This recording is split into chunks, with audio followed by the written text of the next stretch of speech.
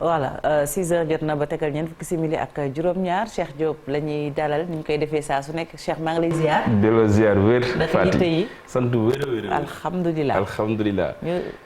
ñu nuyu mbokk téléspectateurs yi télévision Futurs Médias yi nga xam ne ñu ngi teewlu saa su nekk defee ko noonu également ak sama naataango yoo bokkal plateau bi. aywa ñu doore koog l'observateur yéen kaay yeeg la ñu xëyee ci pàcc bu njëkk bi. ci pàcc bu njëkk bi bokk na ci jéey ju doy waar yi nga xam ne nag moom moo am diwaan bu Cambérène kii dañ ko fekk mu daal di faatu ci aw ndaamaram mu mel ni nag dañ ko jami paaka ba mujj ci ñàkk bakkanam moom moomee day yëngu ci li nga xam ne nag moom moo di wàllu or mu mel ni nag xët wile daal dina koy xëy fësal lañ cay lañ bët tam mi ngi ci page 8 bu journal bu groupe Futurs Médias bile douane daal di rek teg yoxo wala bokk bëgg jaay juróom benni bateau yi nga xam ne nag daal jàppoon nañu ko mu ñeel wàllu trafic ci wàllu drogue lépp lu ñeel itam wàllu jafe-jafe yi nga xam ne nag moom moo am diggante réew bu Mali la nga xam ne nag moom moo fa jot a xew boobaak léegi soxna Faty mu mel ni nag président Macky Sall ak itam Goïta ñoom ñooñee nag wax nañu téléphone altine wi nga xam ne nag moom la ñu génn ñàkkul ne ay pexe la ñuy nas daal di jëmale ci wàll wi dikkaat ba tey ci lépp lu ñeel wàllu yenn ci ay benn maçon boo xamante nii nag dañu ko rek daal di arrêté teg yoxo moom ak xaritam ngir rek benn sàkku wuñ doon sàkku aw xale bu jigéen enquête xëy fësal nataalu ki nga xam ne moom Modou Zemmour moom candidat la ci élection yi nga xam ne ñu ngi ko nam amal diwaan bu France mu ñeel élection présidentielle française xam nga ne nag moom boo ko gisee saa su nekk sa xel day dem ci li nga xam ne moom moo di wàllu racisme ndax itam bëri na ci loo xamante ni daal na koy làgg ci deru nit ku ñuul manifestation yi nga xam ne itam am na ni ki démb ci gox yu bari fu ci mel ni Ziguinchor ak itam Kolda ba ci sax fii nga xam ne moom moo di ci Ndakaaru mu di ASP yi boobaak léegi ñuy joytu li nga xam ne nag moom moo di seen ak nekkin ci seen barab liggéeykaay ndax koppar yi nga xam ne moom la ñuy jot weer bu nekk jàpp nañ ne dañoo bari bëgg nañ itam gouvernement bu Sénégal dikkaat ak ñoom ci ak ndimbal démb métti woon na lool faat yi ay gaz lacrymogène seen digganteeg ñi nga xam ne ñoo di way takk der yi lu toll ci juróom-ñaari jàmbaar yoo xamante ni tegal nañ leen yoxo bàyyiwaat leen ñu njort ne MFDC laale na ci moom président Macky Sall daal dina yëy yàbbi ci wàll wi la mu xamle moom moo di lépp lu war ngir rek ñu daal di weg-wegal li nga xam ne nag moom moo di àll wi ak itam xeex lépp lu ñeel wàllu trafic de bois dinañ ci taxawaay bu mat sëkk moom Salif Sadio itam xët bu njëkk wi lee daal na koy xëy fësal ci li nga xam ne moom moo di page 3 ñu dikkaat ba tey wax itam le soleil dikkaat ci wàllu stabilité ñeel njëkk li ci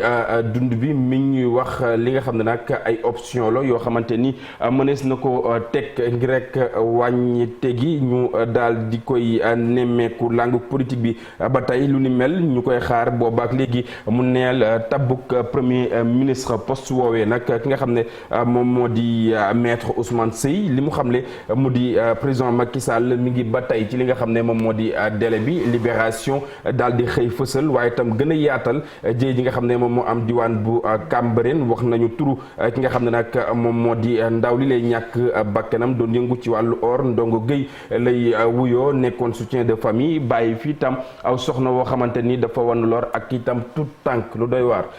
faat yi loo xamante ni enquête sax ubbi nañ ko ci tribune dikkaat ba tey ci Bamba Fall fekk wi nga xam ne nag fekki na ko président Macky Sall jamono yi ministre conseil lay dégg ndax na itam xët wi xëy fësal Macky Sall amul benn jàngat boo xamante ni daal na koy def ci ñenn ci ñoo xamante ni dañu doon jóge seen ay parti ñëwaat itam ci li nga xam ne moom moo di parti moom Daour Ndiaye détourne les conseillers de Gëm Sa Bopp en faveur de Timbo lu ni mel lañ daal di xëy wax Walf Quotidien dikkaat ba tey ci ki nga xam ne moom moo di Kouyaté moom mi leen nag ginnaaw bi ñu jógee ci CAN wi xam nga ne ñu ngi waajal coupe du monde mi ngi wax bu baax a baax lépp lu ñeel wàllu qualification bi boo ko gaynde yi lajjee rek dina nekk aw yaakaar gu tas waaye itam li mu xam le mu di daañu def li nga xam ne moom moo di seen kéem kattan lépp lu ñeel procès en appel wu terrorisme la ko daal di dippee ki ni mel joxoon nañ ko ci baaraamu tuuma yéeg ak wàcc itam bari woon ci lool moom Imam Ndaw dina rek retourner ci case de départ bi lu ni mel Walf Quotidien xëy fësal moom Bamba Fall itam daal nay àddu niki démb ginnaaw janoom ak way taskatu xibaar yi la mu xamle mu di fekki wi nga xam ne wala tàllal loxo bi nga xam ne Macky Sall tàllal na ko loxo jamono yi nag lu mu ci góobee dina ko gar tax na itam ficc na wax ay dëggam bu baax a baax langue politique bi ba tey moom Barthélémy Diaz di invité ki nga xam ne nag moom moo di président Macky Sall du ñàkk itam cérémonie d'installation bi lay wax waaye itam dina jox poste chaque coalition lu nu mel jigéewum la woon ci jamono yi nga xam ne nag mi ngi amal campagne bi bés bi le jour di kaat ba tey ci jàmbaari Sénégal yi nga xam ne jamono yi nag daal nañ leen di bàyyi Banjul taxawaay wi nga xam ne am na ko ci ba rek ñu daal di leen di bàyyi lépp lu ñeel wàllu révision exceptionnelle wu liste électorale bi nag jàppal ne li nga xam ne moom moo di inscription yi daal nay ubbi juróom-ñaari fan jàpp fanweeri fan ak benn ci weeru mars wi nga xam ne moom la ñu dëgg ma laas di kaat ba tey ci lépp lu ñeel révision yu liste yi nga xam ne moom laa doon wax mel nag compte à rebours bi daal nay door jamono yi nag mën nañoo wàññi jëmale BCEAO boobaak léegi yaa ngi dégg ñi nga xam ne nag ñoom ñoo di liggéeykat yi la ñu xam ne mu di ku moywul rek daañu yóbbu direction bi fa mbaxane doone benn ngir rek seen i ay jafe-jafe mën a am ak saafara lépp lu ñeel njàng ak njàngale fii ci réew bu Sénégal boobaak léegi mbiccoo mbaalo wi nga xam ne itam mi ngi ci am ki nga xam ne moom moo di inspecteur d'académie diwaan bu Guédiawaye Pikine daal na yëy yàbbi ci wàll wi li nga xam ne moom moo di Coupe d'Afrique des Nations wi ñu gagné daal nañuy rek delloo njukkal bu baax a baax njiit bu Kenos moom Diagne Ndiaye mu mel ni nag yóbbul nañ ko li nga xam ne moom moo di coupe bi Diagne Ndiaye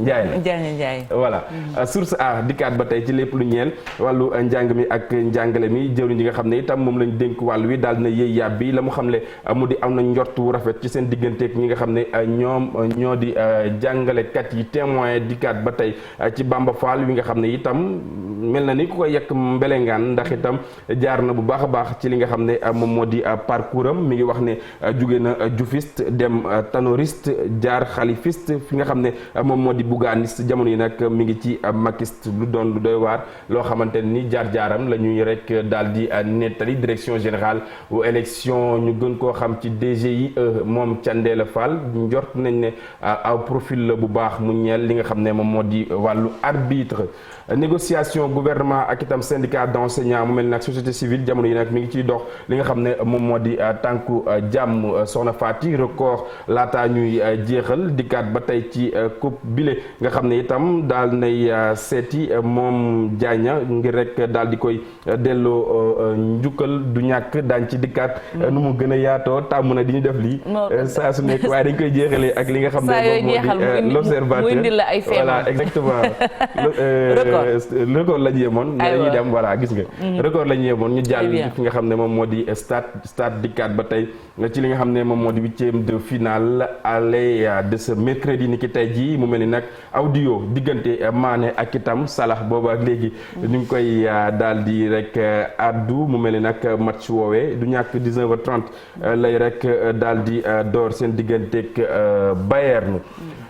Inter voilà exactement sunu làmb dikkaat ba tey ci li nga xam ne moom moo di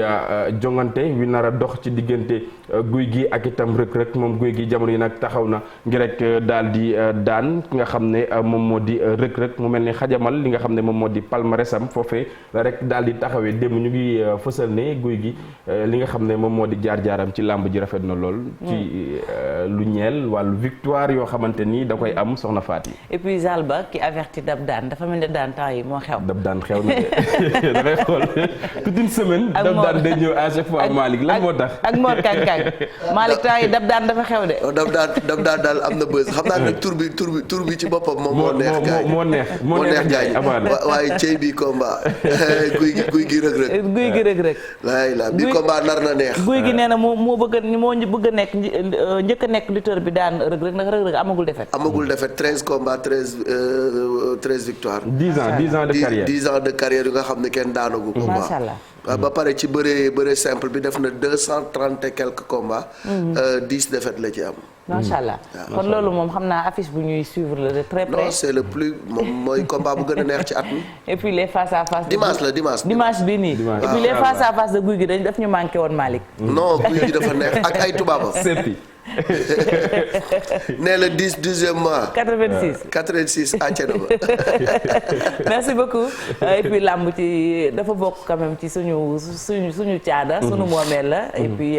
muy lu neex loo xam ne amateurs yi dañ koy béggee di ko xaar. jaajëf Cheikh. jërëjëf Fatou ma bàyyi la nga dem naani café. rendez-vous tout à l'heure incha allah ñu dikkaat gën koo faram fàcce. incha allah bu ko defee mu gën a yaatu. merci beaucoup Cheikh sañ bi rafet na. merci beaucoup aywa ñu des ba tey ak Infos Matin mbokku téléspectateurs yi Chérif Malick Thiandoum Marcel actu commenté bi gis ngeen ASP dafa mel ni démb ñoo lëmbee réew mi li ko dalee Ndakaaru jàpp Kolda gis nañu seen ay jàmmaarloo ci kanam tuuti incha allah daañu ci dalal gan Chérif. waaw parce que wax nga ko muy Ndakaaru di Kaolack Kolda Ziguinchor ñeenti villes yooyu la coow li gën a wulee ñaay démb. manifestation yi nag c'était interdit mais ñoom ñi nga xamante ni ñooy ASP yi apparemment li ñu ci doon visé am nañ ko ci ndax yëglu nañ am na violence nag ndax gis nga lacrymogène jóg na fa ay blessé am na fa am na ci également ñoo xamante ni arrêté nañ leen ci seen digganteeg ñi nga xamante des fois dañuy collaborer bu dee fii ci Ndakaaru Yoff comme zone gendarmerie la moo tax gis nga gendarme yi tamit démb tere nañ leen kon ñu dem ak dëkk yeneen diwaan yi police la te yenn saa yi nga gis leen ci commissariat ak brigade de gendarmerie ñuy def liggéey boo xamante leen taxoon na jóg parce que bu fàttali ni corps boobu ñu ngi ko créé woon en 2013 ci benn décret